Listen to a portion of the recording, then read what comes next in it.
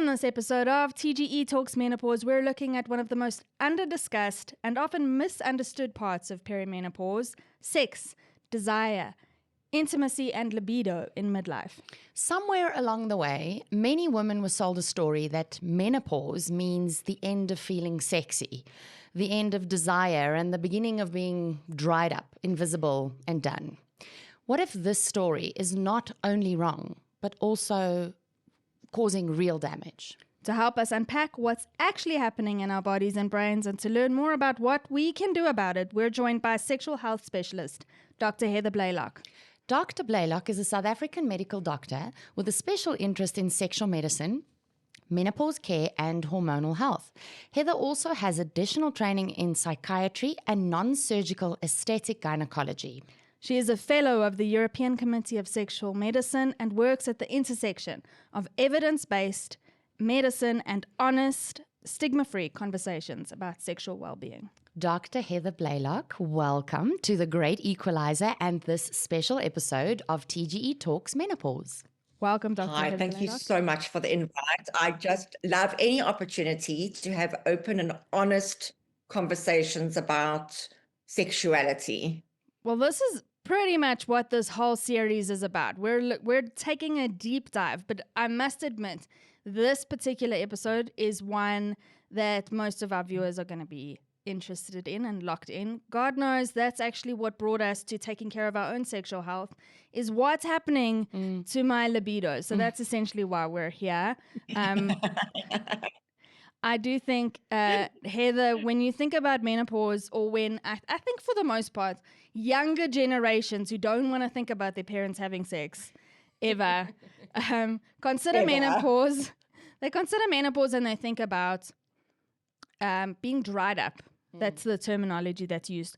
When women are past childbearing age, they're no longer sexually relevant or societally relevant at all, and women feel the need to live up their spinstery, cat-loving days of knitting in peace.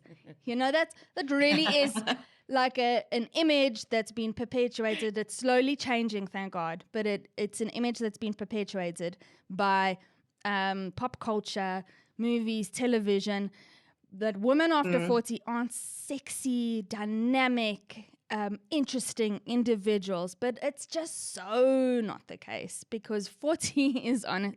Look at this woman. Look at this woman.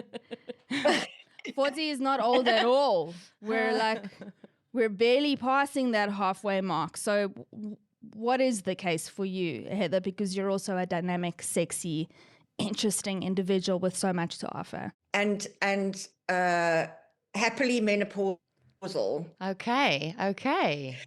You know, we were not supposed to live so long, and our whole purpose in the past was really to reproduce. And when our reproductive age was done, we were not going to live much past 40. So this concept of the menopause has only kind of become a thing because we are living for so much longer, and now we are going to be living for much longer in our post-menopause years. And so to gain an understanding and to embrace and celebrate the newness that this era brings, because most certainly we are not old. Most certainly we are still super sexy. We are more wise. We have more experience. We are gaining our freedom back if we have had children. And so really, I see this transition as a second beginning. It's like a second chance at a different kind of a life. Okay.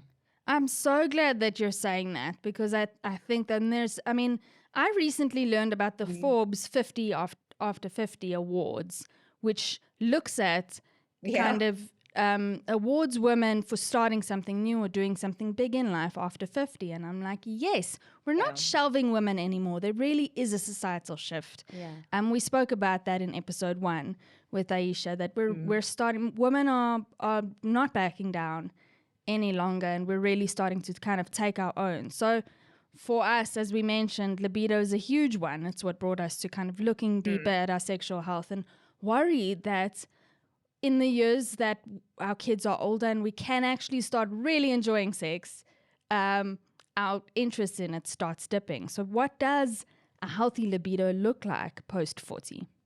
So if you're in a relationship, every relationship, what is normal within that relationship is unique. So we should never be comparing ourselves to others. Our libido and our interest in sex and sexuality before 40 and before the menopause is essentially what it's going to be like after the menopause, unless we are in new relationships. So when women come for consultation and they say that their libido is lacking, it's very important to get a history of what was happening before. And libido is so multi-layered and so complex that it's not just about a change in hormones. It's about life. It's about stresses. It's about your quality of your relationship. It's about your relationships' health, your relationships' sexual health. Are you having sex that's worth having? Do you like having sex? If you're not having sex that's worth having, then the likelihood of you wanting it is going to be quite low. Time. Do you have time? What are your body image? Are you struggling with body weight shifts that come often with the postmenopause? Do you feel good about yourself? Because also, if we don't feel good about ourselves, either from a physical point of view or an emotional point of view, we're also not going to feel sexy, and we're not necessarily going to want to engage in sexual activity. So it is quite complex. I love that you're taking this holistic view where kind of the different parts of your life intersect, because I think that's often overlooked. We kind of, as women, we work in a trio. Charlene and I always speak about the triage situation, where first things first, get the kids out of the door, backpacks on, lunch is packed, and once that's gone, okay, then we can maybe work out. And then after that, and it's kind of, we're ticking through our to-do list, and hopefully at the end of the day, we can muster up some kind of energy to maybe get in bed with our spouses. And usually by that time of the day, you're just exhausted and depleted. Yes. You're buggered. I had a therapist once explained a libido to me as though he likened it to a life force. A woman's libido is like a life force. It gets fed by certain things and depleted by certain things. It's not just a physical desire, because for women, it's not like men where there's just a switch kind of thing immediately. Yes, that's correct. So women have what we call responsive desire, as opposed to what most of men experience, which is spontaneous desire. So if a woman is kind of nurtured during the day, and starts to engage in touch or pleasant conversation or compliments, and to engage in kissing, cuddling, then the desire comes. So that's what we call responsive desire. And a lot of women, when that's explained to them, they stop kind of blaming themselves, because a lot of women think there's something wrong with them if they're not experiencing the spontaneous idea of wanting to have sex all the time. Yeah, that's true. I love the way you explain it as a life force, because that's pretty much what it is. It is a life force. Yes, that's certainly how I've experienced it. And then, so I was thinking maybe you could explain for us the difference between libido and desire. So libido is more the, I guess what Freud would term like the id, like for that satisfaction. It's the physiological drive, the lust maybe, whereas desire is more, it's more kind of like softer and touchy-feely, like a wanting. Like a longing for that Like connection. a longing for, yeah. Whereas, yeah, the libido is more like a lust. Interesting, Heather. Charlene and I are both my sexual health patients. We see a my Yes. sexual health accredited doctor here in Johannesburg. And Amazing. it is. It's a game changer. And I tell all my girlfriends and all women I know because, and there is a dearth, we've discussed this before, there's a dearth in training and education in the general kind of medical field in sexual health and how it ties into everything. And I'll admit, 5 years postpartum, when I went for my first checkup after having a baby, my latest, it was very naughty of me. And my doctor just assumed I was with the same sexual partner.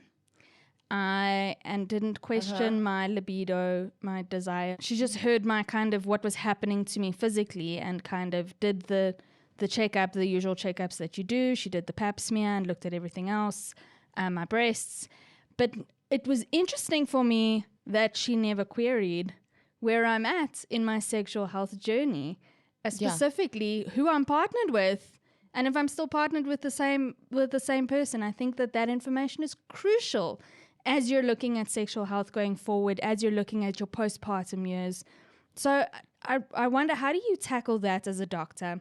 Because you are definitely one of those doctors that you're passionate about, kind of taking the whole picture into account. That holistic well-being and the holistic sexual well-being picture. So how do you define sexual well-being, and how do you tackle that in a way that looks both at the individual and at the couple? You know, so we all are sexual beings, and our sexuality and our sexual health should be discussed as our cardiac health, as our gut health, as the same as our mental health. Amen. Yes. Unfortunately, historically at university, we are not taught anything about sexuality and sexual medicine. It is starting to change now in one or two of our local universities. In South Africa at the moment, I think we are only probably about 16 doctors in the whole country that have proper exam sexual medicine training. So the general doctor, gynecologists and urologists included, do not have any sexual medicine training. So to ask a question in a consultation about sexual health and sexuality, if you don't know the answer or don't know how to guide, I think then the individuals, the doctors, don't ask. And they haven't been trained either to ask.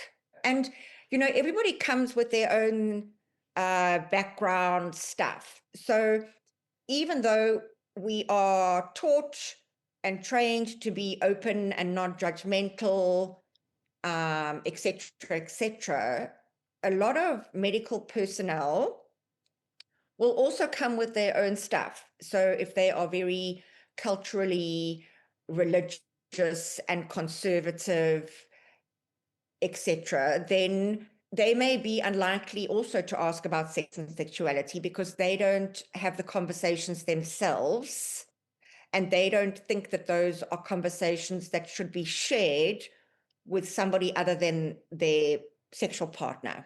For example, so we are trying now, you know, we do a lot of talks on the radio, we do a lot of contribution towards magazine articles and to the public, and what you ladies are doing to try to engage more with the public, because I promise you, women want to be asking these questions, and they want answers, they want the conversations. And so in any setting, I'm sure you may have experienced, if you have a dinner party with your girlfriends and somebody starts talking about vibrators or lube or something, everybody is more than happy to participate and has something to say. 100%. It's almost like being given permission to open that space to have the conversations. And it's healthy for everybody to know that your neighbor who looks like they've got the perfect little family unit, you think they're having like the most amazing sex, and all the men who stand around the braai think that they all individually having the most amazing sex, except for the guy who's doing the braaiing. So when it's all normalized and we realize actually, oh, maybe we're all experiencing similar or the same issues, it makes it so much easier to engage with and to problem solve. What I find useful is looking at it all through the multiple lenses. So when you talk about sexual dysfunction, automatically you think, oh, woman has a loss of libido, man can't get it up. But we're looking at it through a physical, psychological relation and even a cultural lens. So let's redefine that so we can normalize it. Dr. Heather, what makes a person sexually dysfunctional? So when we talk about a sexual dysfunction, we are talking about a problem that causes distress. Okay, so we can have a problem that does not cause distress or a problem that does cause distress. And so our sexual dysfunctions are actually in the psychiatric diagnostic manual. Okay, and when we have, and there's a lot of debate about that as to whether that in itself is either right or wrong. But when we formulate a diagnosis for a dysfunction or a disorder, it normally has to fulfill certain criteria over a certain period of time. So for female sexuality, the most classic disorders or dysfunctions we would talk about are pelvic pain, penetrative disorders, which include all the pain issues, orgasmic, anorgasmia specifically, desire. So there's desire disorder. And then for men, we've got also the pelvic pain disorders. Men also have pain, sexual pain disorders. They've got erectile dysfunction, ejaculation disorders, which include either delayed or premature. Oh, the other one for women is lubrication. Oh, right. And arousal. So I'm not sure if you're aware of the sexual response cycle. So the sexual response cycle was initially described by Masters and Johnson, who are the essential gurus, forefathers of modern medicine in the late 1960s, early 1970s. And they proposed that a normal sexual function goes through certain stages, and the preceding function has to occur before the next step can be taken. And they plotted it on a linear graph. So it starts with arousal, then your arousal essentially increases, lubrication, then you reach a plateau phase, then you're orgasmic, and then there's the resting or resolution phase, which is actually more important in men than women. So if a woman is not being sufficiently aroused, she's not going to necessarily get sufficiently lubricated, and then she's not going to gain on the graph towards the plateau, and she's not going to be orgasmic because her arousal is not adequate, is not there. So then she's not going to be orgasmic. So that's why also it's important, one of the important things actually in the menopause is that we know that there's a whole lot of changes that go along with the changes in estrogen and even the changes in testosterone. So our change in sensitivity can change. So whether that is genital or whether that is other erogenous zones on the body, we know that the blood flow into the pelvis during arousal can also change during aging. So with the menopause, yes, but also just general aging. If you've got comorbidities such as diabetes or other cardiovascular disease, the blood flow to the pelvis diminishes. So we know that foreplay in somebody who is menopausal, postmenopausal, becomes much more important to be very genital orientated, and it requires a longer time. I think that's so valuable for our listeners as well, because you don't often think about those things. I mean, you and I in our work, Sam, we deal with a lot of experts like Heather, and we have a lot of discussions. But I think as just the average Joe out there, you just know that your husband is doing all of the things that you used to love, and you love being intimate with him. You still love him. You're still attracted to him. And you want it. You have the desire. I want to. I really do want to be. I love how it used to be back in the day. Why can't I just feel that way anymore? Why can't I just get there again? And he's not doing anything wrong. He's doing his goddamn best, and he's really trying. And from the moment I open my eyes in the morning, he's like really putting in the work to help the life force. Ticking all the boxes, yeah. And doing all of the things, but it doesn't feel the same anymore. And orgasmically, we spoke about this with Dr. Louisa Albertain in our last episode, that your orgasms start feeling different. There's a little bit of a nullification of it, right, Heather? What's happening there? What is happening to our vaginas? It's not just the vagina and the vulva and the genitals. It's our brain and all the connecting pathways too. So most of sex actually happens in the brain.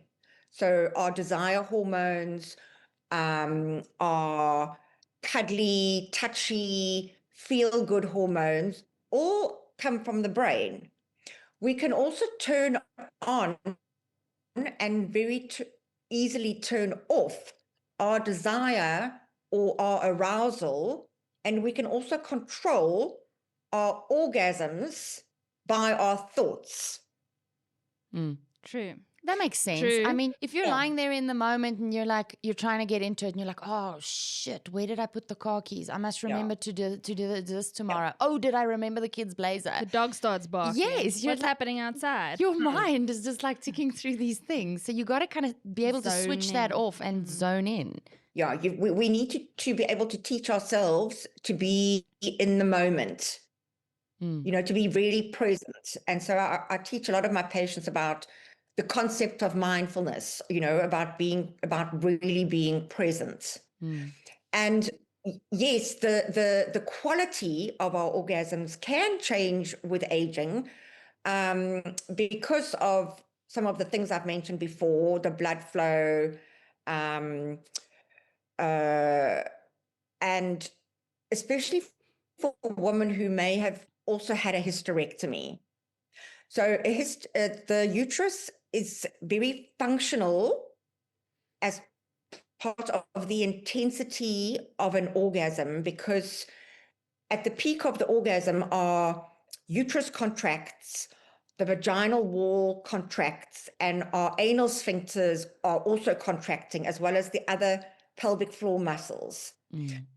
So women who've experienced hysterectomy may feel that there is also like a decline in the intensity of the orgasm, and it's just because they've lost that little bit of a muscle contraction. But some of the intensity can be different because of the amount of lubrication, the changes in our erectile tissue. So I'm not sure if Dr. Louisa explained to you about the genitals of the female being made of the same erectile tissue as the male. We didn't go there, so if you with could her, please, yes. we didn't go there with her knowing we were going to talk to you. So if you could, I'd love it if you could expand on that. It's so great. I love this. So in utero, up until the age of about 6 weeks, a male and a female fetus look the same. It is at about week 8 of gestation in a XY, so what is going to be born a boy, there's a surge of testosterone, and that is when the genitals start to differentiate into what's going to become a penis and a scrotum and what's going to become a clitoris, etc. But the tissue is the same. So our glance of the clitoris, we have a little shaft. So if you feel on yourself, you can like actually rub and feel where the little shaft is that connects onto our pubic bone. So that shaft is exactly the same as the penis shaft. They're just different sizes. Our erectile tissue is alongside on the inner side of the vulva, goes around the sides of the urethra, and then the other two bulbs go deeper and encirculate. I always say it like hugs the front of the vagina. So when we as women become aroused, we have a little erection. All of that tissue gets engorged with blood and becomes more sensitive, just the same as in our male counterparts. So for women who know that they have a G-spot, that G-spot, we always used to think it was an area of excess nerve tissue, but it's been proven in numerous cadaver anatomical dissections not to be. That G-spot is actually where that tissue, those erectile bulbs are connecting and hugging around the front of the vagina. So that's another reason why women experience clitoral orgasms most likely, so 2/3 of women. Only a third of women can experience a pure vaginal orgasm. Only a third of women. And that is because our clitoral tissue is our orgasmic tissue. And so we need to be stimulated on or near our clitoral tissue. And the clitoral tissue then, please men, is not just that little bean on the outside. It's so much more than that. And if a woman knows her own body and her own anatomy and knows where it feels pleasurable for her, and she's able to guide her partner to those areas, then your experience of pleasure and arousal can be so much better. Oh man, I'm loving all of this. I don't know, we're in this, Charlene, for our viewers and in service to our viewers. Dr. Heather, you're here in service of people who find themselves at a point of sexual dysfunction. And that's really broad ranging. I'm sure that it looks different for everybody because everybody's a unique individual. It could be stress, sleep, trauma, medication, even the way culture or religion shape our sexual well-being. But 1/3 of women experiencing that G-spot, we no longer call it a G-spot orgasm. What do we call it? What do you call it? That type. So we talk about having from a medical point of view, we talk about having a clitoral orgasm. We talk about having a blended orgasm, which a woman who are being penetrated, but also being rubbed in the correct places experience. That pure penile vaginal penetrative thrusting is highly unlikely to allow for women to have an orgasm, because the penis then is not engaging unless there are hands or something else involved. That penis is not touching any of our orgasmic tissue. We should also be sharing these conversations with men. And in my consultations with men, I give them a basic 101 female Anatomy. genital anatomy. And some of them are like, wow, wow, they didn't. It really gives new meaning to the stereotype of dudes who think that I know how to please a woman when no woman's vaginal anatomy is the same. Yes. Or has probably been explained Exactly. to the general population. Dude, you don't know. You think you know, but you do not know. But I think most women as well don't even know. So, Yes. not to be presumptuous, but I think that it was only in much later years that I took the time to understand my own anatomy. And I think a lot of it is linked to shame, and that is a whole separate conversation where it starts with the conversations we have with our daughters, and the education involved with that. So if we really deep dive into this education, Dr. Heather, is it possible? Because I don't want to discount that for some women, maybe they're in a queer relationship and they're not looking for that, or they have trauma and they're not looking for that, penis vaginal sex. The penetrative sex, the traditional sex that we're looking at. They're looking at other different types of sex. Not to discount that, but I'm fearful almost that we're having 1/3 of women that aren't experiencing the G-spot orgasm or a combination of both, that don't know how to arouse themselves in the same way that they used to, that are experiencing a dulled version of the orgasms they used to enjoy. So we're talking about perimenopause and essentially leading up to postmenopause. Are we able, with the sufficient education for those who desire it, are women able to get to that point where they're really flourishing in a healthy sex life if they're wanting to experience all of that and more when it comes to their sexual well-being? Oh, absolutely, yes. You got to remember that when we are this little bit older, we start to care less what other people think of us. Yes. We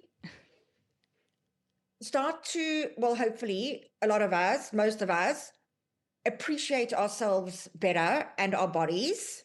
Yes.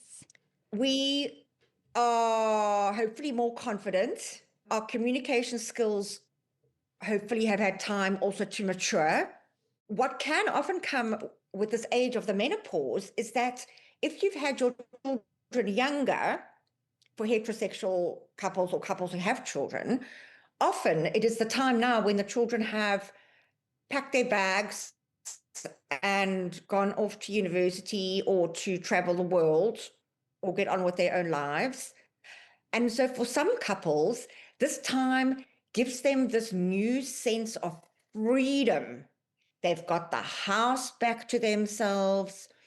They don't have to worry about falling pregnant. Yes. They are re-engaging with each other if they still like each other, because this can also be the time when couples decide not to stay together. No, okay. So it can also come with this whole new sense of freedom. Like, wow, thank goodness, our money is all for us. We're going to have sex in the kitchen. We're going to have sex in the children's old bedroom. We're going to have sex on the table. We're going to go on holidays. So it can come for a lot of couples with that kind of sense of woohoo, freedom. We may also find ourselves as a single person who is back on the dating scene, who is experiencing partners for the first time in 20, 25 years. And that can also come with a lot of excitement, a lot of anticipation, a lot of opportunity to be a different kind of person that you were with the previous long-term relationship, because things are exciting and new. Body image issues can often raise their heads as well at that time. But then in certain people, it's like, oh, this is who I am, take it or leave it. Yeah, and I also think what's really amazing about our South African culture, what I see at the moment, is that there's a lot more focus on health. You know, people want to be healthy, not just the young 20, 30-year-olds that gym and run and don't drink and only drink matchas. It's not only them that are doing it, it's also my age group. And so I find that women are taking much better care of their bodies and taking much better care of their mental health. And they want to be taking much more care holistically of themselves. So what is the treatment plan? I'm gonna preempt this with an assumption that the three of us in this discussion have experienced this. Otherwise, I'm all alone, and probably we need a one-on-one, Dr. Heather. But I'm assuming we all know this feeling of magically being in the moment, like gelling with your partner. You're feeling the vibe, and you're in it. And it might be like the perfect condition, but you want, it feels like a movie moment, right? And you're about to get in there, but then you both realize you need to stop. You need to go, for instance, to go get contraception, or you, depending on what you're on, or you need to go get the lube, or you need to stop and get the vibrator so that you can properly get lubricated. Can we just normalize that there is a part, or otherwise we need to talk, Dr. Heather?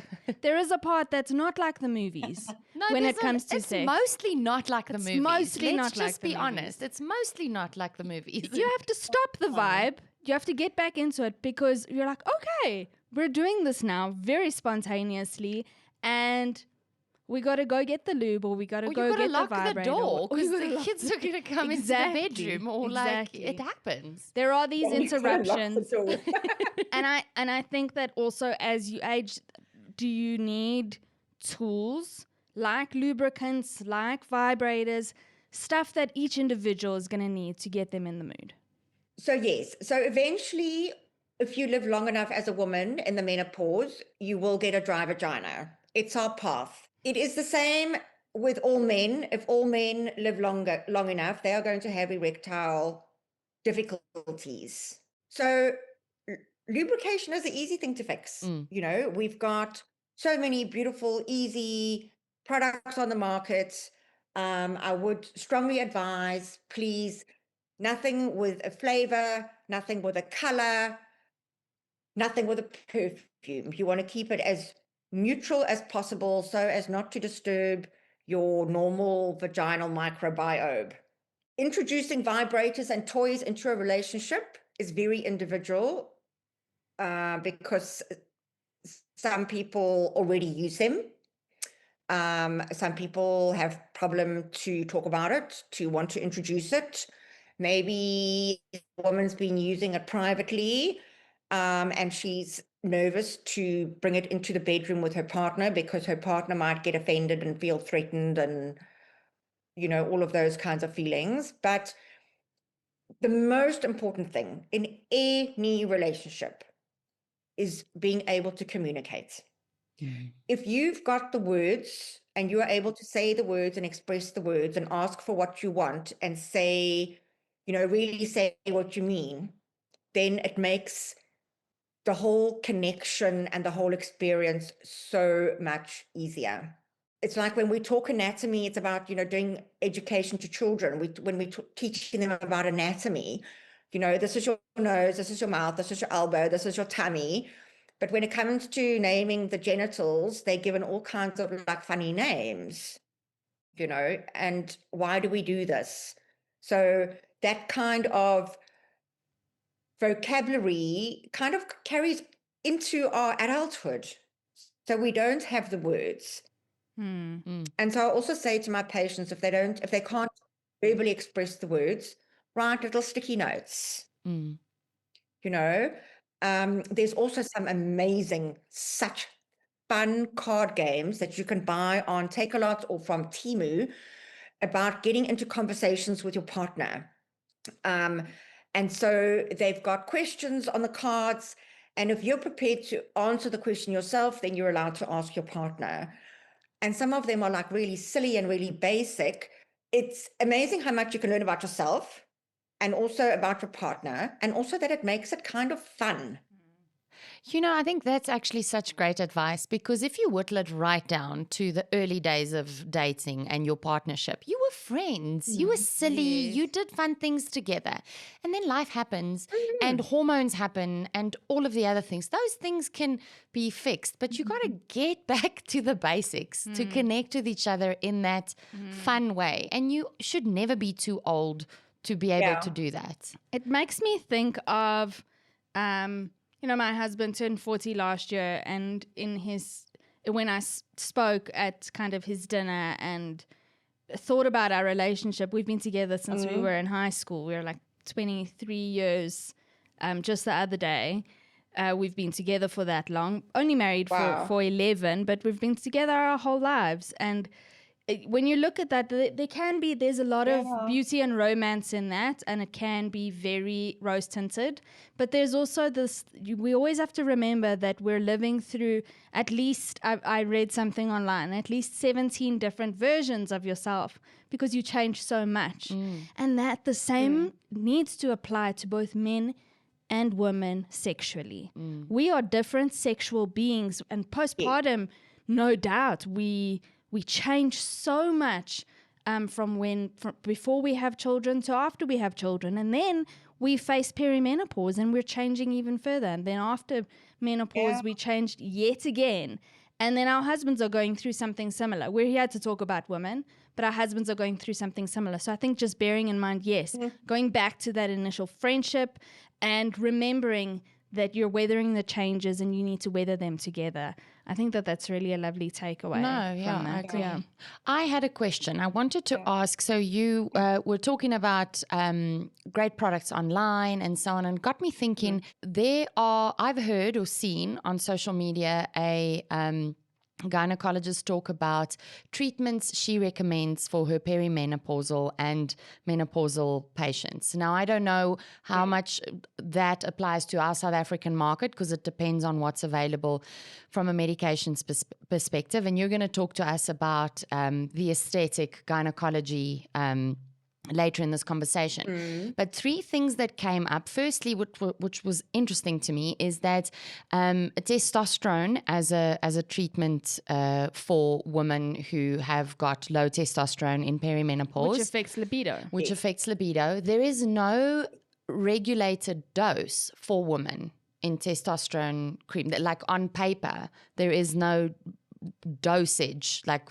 decided dosage. Really? That's whether that's true or not, Heather, you can maybe clarify for us. Secondly, a vaginal estrogen a tablet that you can insert, or a vaginal estrogen cream as a treatment. And lastly, and I had not heard about this, Vyleesi as a medication. I thought that this is like some get high. What is it? On TikTok, someone told me the other day they call it like a bomb or something. It's like a Viagra thing for women, and they recommend you take it on the Friday, and then it lasts throughout the weekend. So can you enlighten us to what this is, and if it is even a thing?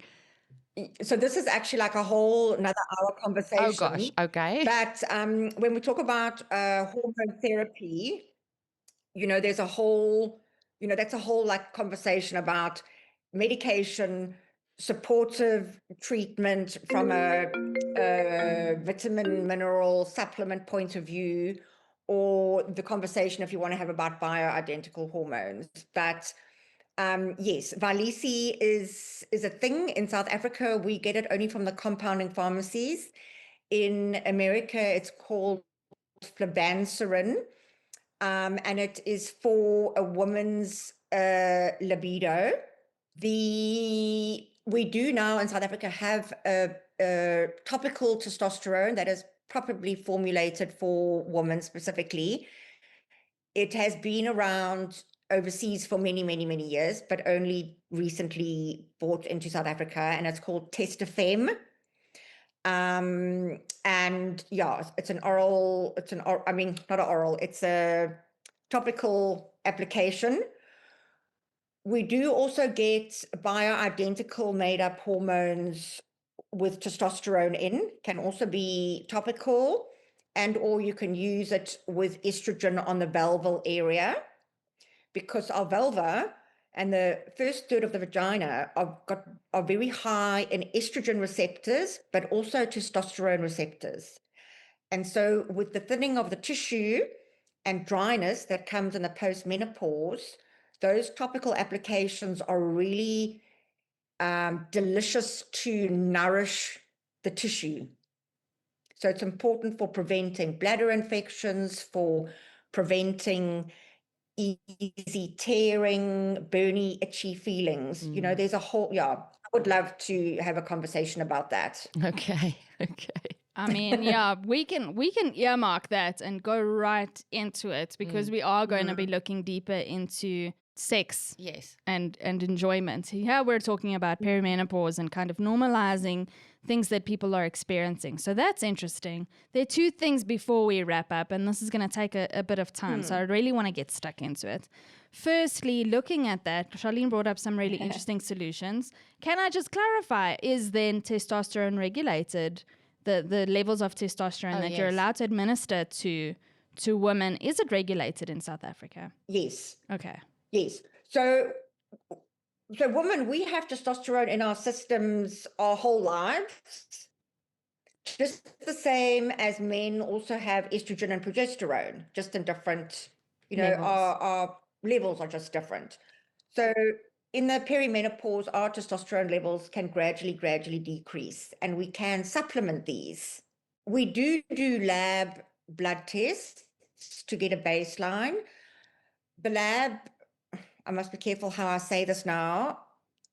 It's not easy necessarily to monitor women's testosterone levels correctly, but if you use the same laboratory, then it is important to do regular readings if you are supplementing, because we obviously do not want to give women testosterone levels that are too high.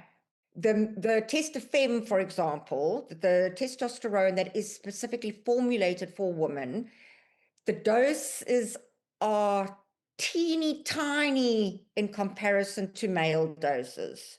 So they are correctly pharmaceutically, physiologically worked out. And am I correct in saying, and this is just my understanding of it, when you do your bloods, there is something called your sex binding globulin? And is that the part of the Yes. that is responsible for the absorption of the testosterone? No, so your sex hormone binding globulin hormone is essentially a transport molecule. So it's like a taxi that's going to collect your hormone and transport it. Okay, that makes But sense. the oral contraceptive pill and testosterone can both have an effect on the SHBG. And we did talk about that with Dr. Louisa Albertine in our last episode. So, I mean, there's so much to get into and a lot of information. I think where we are lacking, we'll pick up on it in the last episode, but also just taking notes on where to go into it in future episodes. I don't want to miss out, though, on the non-surgical vaginal rejuvenation procedures that you're quite well versed in. One of the treatments that comes up in the space for me is platelet-rich plasma therapy. I mean, is this something that you work in? And I know that you are familiar with non-surgical solutions for vaginal rejuvenation. So, I mean, from the beginning, give us the kind of the overall view of what vaginal rejuvenation is. I know that there's a lot to really get into. We could spend 2 hours on this probably. I think also non-surgical for me, I'm a lot more kind of inhibited with regard to kind of really, tightening things up with surgery. I don't want to go there. What can we do non-surgically that a specialist like you can help us with? So we talk about the concept of genital image. So as well as body image, we talk about genital image. And a lot of women feel very embarrassed, ashamed, shy about what our vulva area looks like. And really, we should not. I don't know if you ladies are familiar with the sculpture called the Great Wall of Vulvas. No, It's very I'm writing it down. Just Google it. And in fact, anybody who's watching, also just have a look, because it really shows the uniqueness of every woman. We're made of the same parts, but we put together a little bit differently. It normalizes differences. So when we do vaginal rejuvenation treatments, we can either be doing them for a physiological treatment management. So using the platelet-rich plasma, for example, to stimulate the vaginal wall and to help with lubrication issues, or we can be using it, for example, by injecting it into the orgasmic tissue. So you may have heard about the O shot, the orgasm shot. So this is for women who have normal orgasmic function. So it is not a treatment. It is to sensitize the clitoral orgasmic tissue to heighten sensitivity. So that is another one of the treatments we can do. We can also inject the platelet-rich plasma into the labia majora. So women who've lost a lot of weight or aging women can lose a lot of the fatty tissue in the labia majora, and we can use the platelet-rich plasma, for example, to stimulate more collagen, elastin, and also to kind of fill that area a little bit, so to plump it up. I love this. This is so interesting because you're talking about kind of that loss of the fatty tissue, and you think, oh, I'm so abnormal if like something from the middle sticks out. I was speaking to a group of girlfriends the other day, and we're very, they're girlfriends at the gym, and we were talking about like, how do we avoid all of this happening? We're at the gym to also just not, or to age gracefully. But then your vagina gives away your age. Your vagina. Firstly that, but then also we were so grateful for our C-sections, and not to glorify C-sections, but their two mothers, my mother had 3 C-sections. Their 2 mothers had vaginal births and both vaginal prolapses. So is there a non-surgical solution for something like vaginal prolapse? Yeah, so vaginal prolapse does often become a gynecologist surgical issue. So prolapse has also got different grades. So depending on what grade the prolapse is, the same as a bladder prolapse, the same as colon prolapse, there's different grades. So each grade would get managed differently. So for vaginal basic grade 1 prolapse, there is something called, it's a ring. So it's just a ring that you insert vaginally around the mouth of the cervix, and it acts as a support. Okay. Yeah. But just to say, we were also taught at university that if you have a normal vaginal delivery, you're at risk of, all of these potential horrible complications such as urinary incontinence and vaginal prolapse and loss of sexual pleasure because of stretching of the vagina, etc. But even with women who have cesarean sections, you have to remember that a lot of those complications come from just the pressure of that fetus growing and putting pressure onto that pelvic floor. The changes in the laxity of our ligaments and the muscles during pregnancy. And so women who've had cesarean sections, I promise you now, we are not spared urinary incontinence issues. We are not spared potentially vaginal prolapse issues.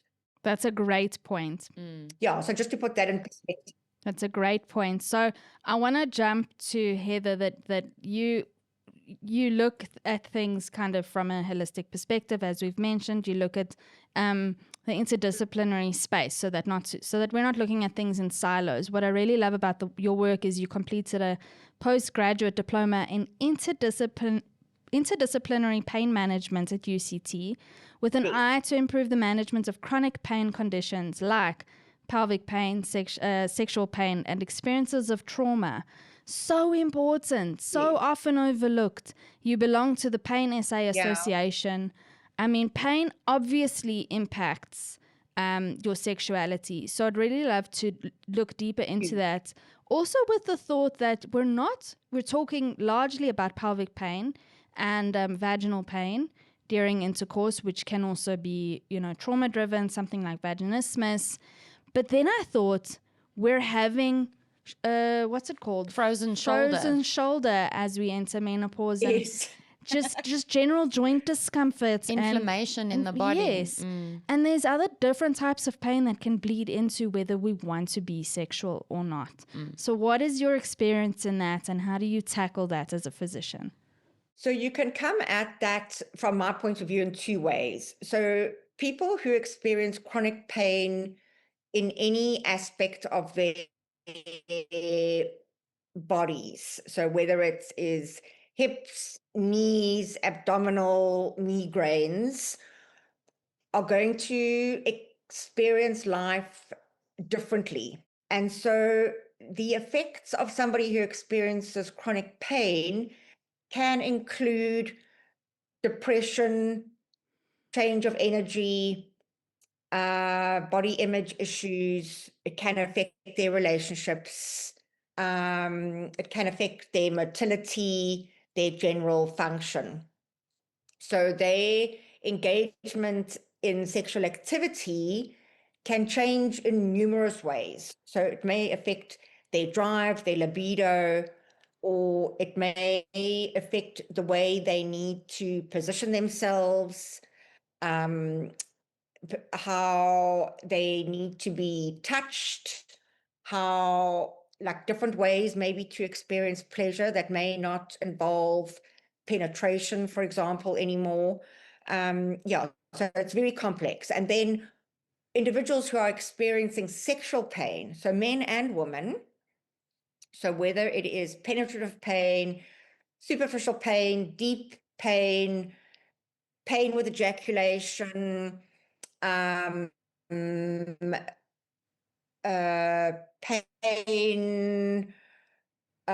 with orgasms, and then all the classes of vaginismus, each one has to be tackled kind of differently and individually. And I can promise you, the story is never the same. And each patient has to be individually managed. For example, people think, okay, somebody who has vaginismus must have had a trauma, but if we treat them with Botox, they're going to be fine.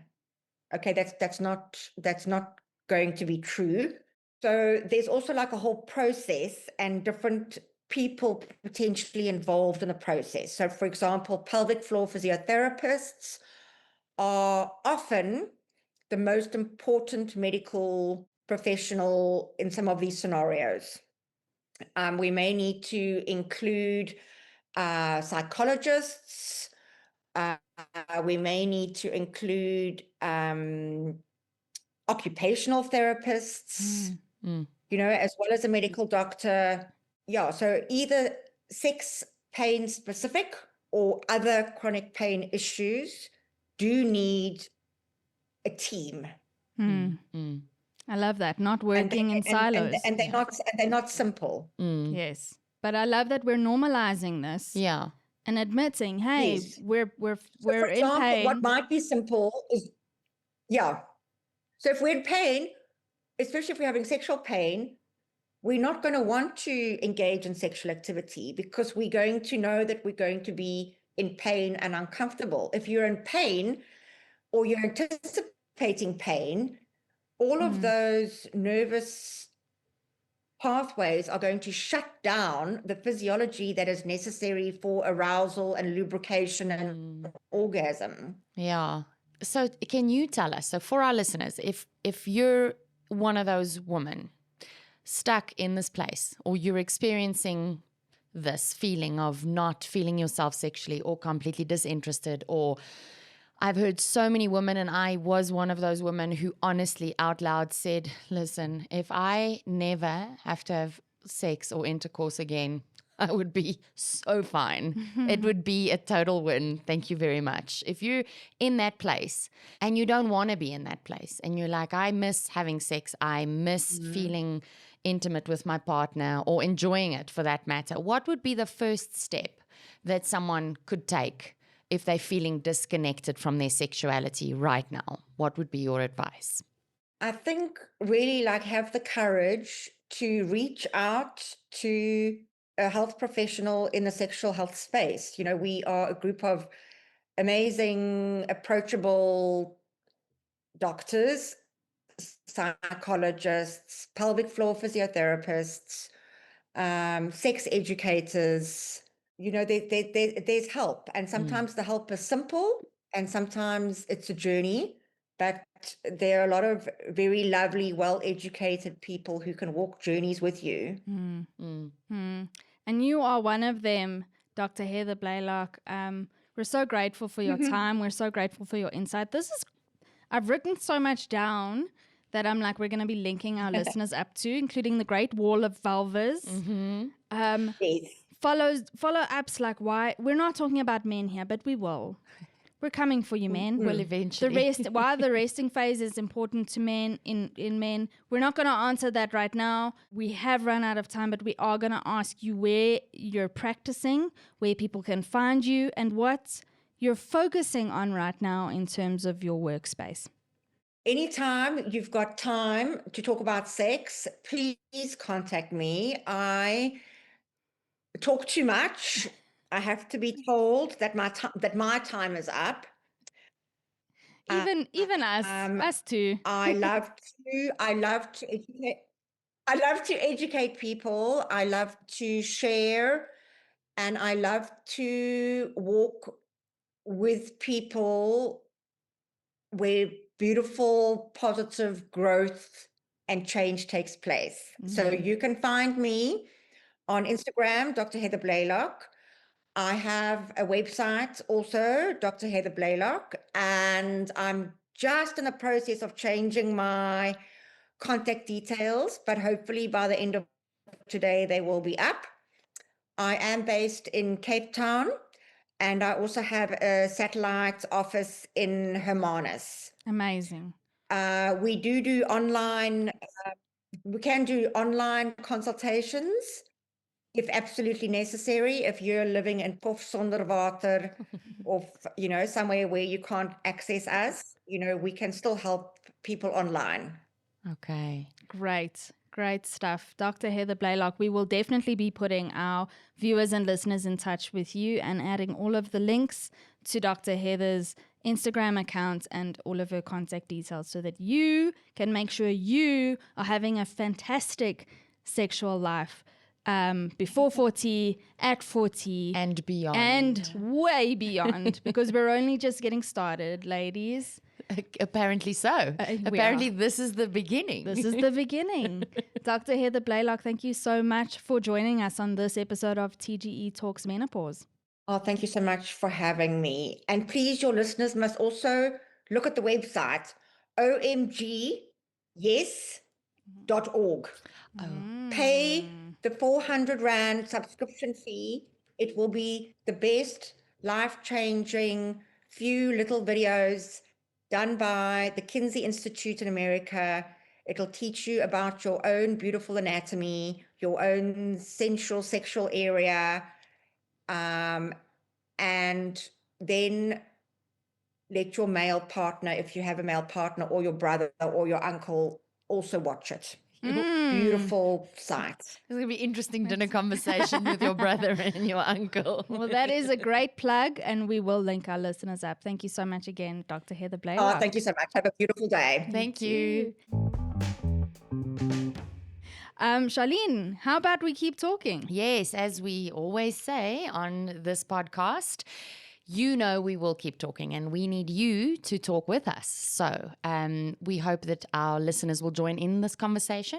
If you have something to say about the show or this discussion or even the topic that we've discussed here, please feel free to email us info@thegreatequalizer.co.za. And stay tuned to TGE Talks Menopause. We have a few more episodes to go, and next week we will be talking to, or in the next episode, we will be talking to Dr. Marley Fisher about the psychology of it all, because as we said plenty of times in this episode, sexuality and your mind go hand in hand. Also, I just need to just put it out there that screw Botox. Vaginal injectables is where it's at right now, guys. So I don't know if our listeners feel the same, our viewers feel the same, but I'd love to hear from you. So DM us a voice note on Insta or record one on your phone, type up an email, pop us an email. Again, that's info@thegreatequalizer.co.za. Also, please subscribe to our YouTube channel, tune in on Apple, Spotify, or wherever you catch your podcasts, the usual channels. We'd love to see you there, and we'd love to hear from you. And so that's it for this week. Until next time, Keep your mom game strong.